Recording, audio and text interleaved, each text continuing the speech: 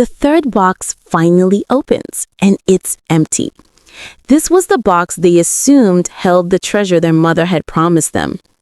The empty, rusted metal box was supposed to contain a massive treasure that the whole neighborhood was eager to get a share of. But surprisingly, it's as empty as an empty hope. Out of the 3 rusted boxes, only one contained something. This second box, which held a Bible and a note. What does this mean?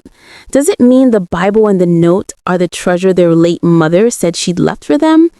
This is getting more interesting. Kamsi cried deeply.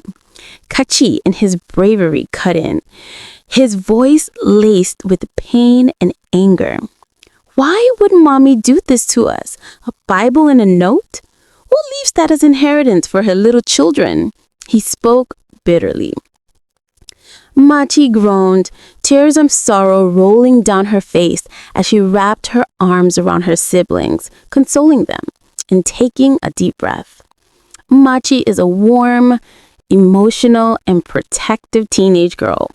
She realized that the journey wouldn't be smooth sailing as she saw the villagers who'd stormed their house, eagerly awaiting treasure in the box, had divided into 3 groups and were now dispersed in anger and rage. This included their mother's best friend, who'd been supplying their house with food since their mother died, hoping to get a share of the treasure. This isn't going to be easy.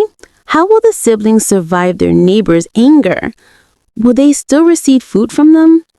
Everyone deserves peace, care, and comfort to live and thrive in any environment.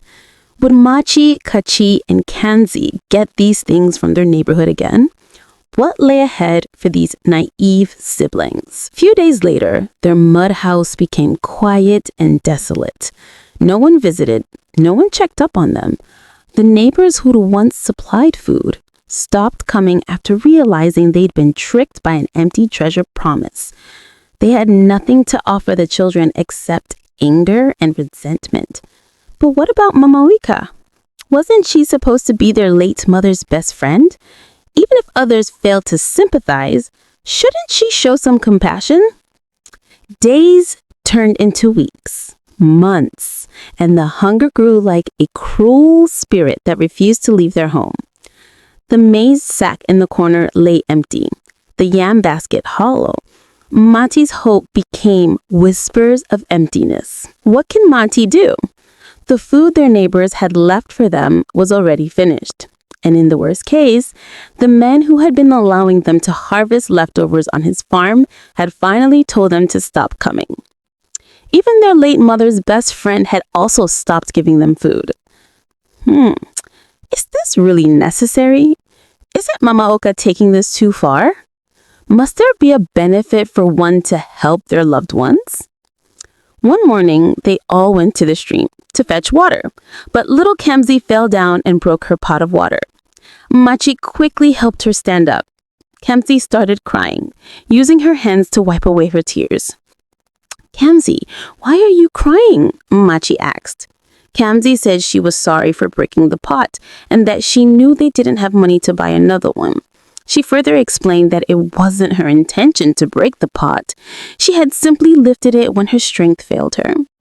Machi moved closer and hugged her warmly and said, "It's okay, Kamsi. I know you didn't mean to break the pot. It's not your fault."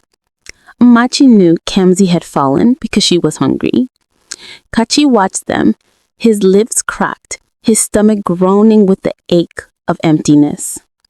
That evening, Kachi stood at the door, his face set with quiet resolve. "Machi," he said, his voice barely steady. "I'm going to the field. I'll find something."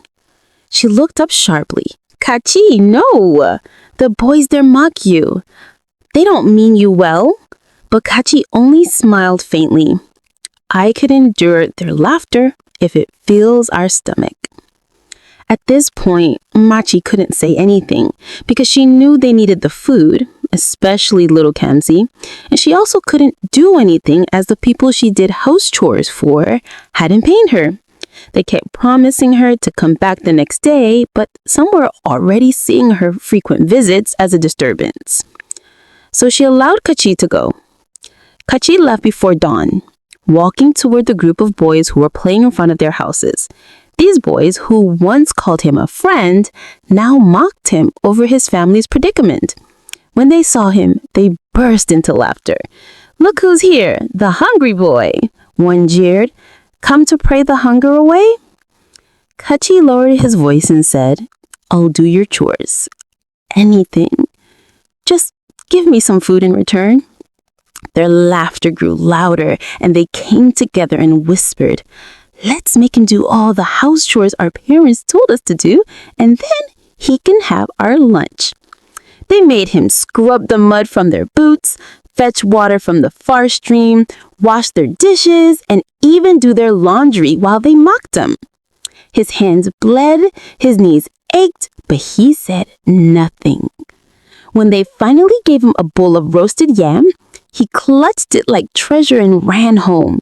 Machi saw him stumbling through the doorway, covered in dust, his eyes glazed with exhaustion.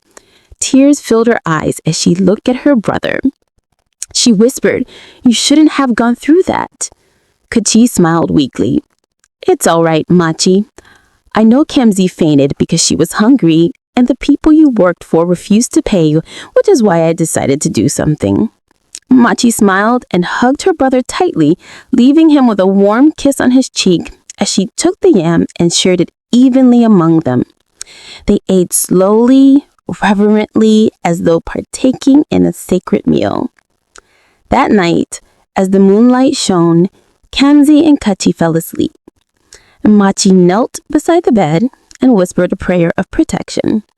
After praying, she rested her head against the wall and heard a deep voice reminding her that she hadn't read the written note her late mother had placed in one of the boxes. So Machi pulled out the box and opened the paper. What was written on the note left her with a huge shock. What could this be? Is a treasure somewhere? Or is this another trick? What would it mean for Machi, Kachi, and Kamzi? Stay with me to find out in the next episode. Please subscribe, like, and comment, and don't forget to turn on the notification button to know when the next episode drops.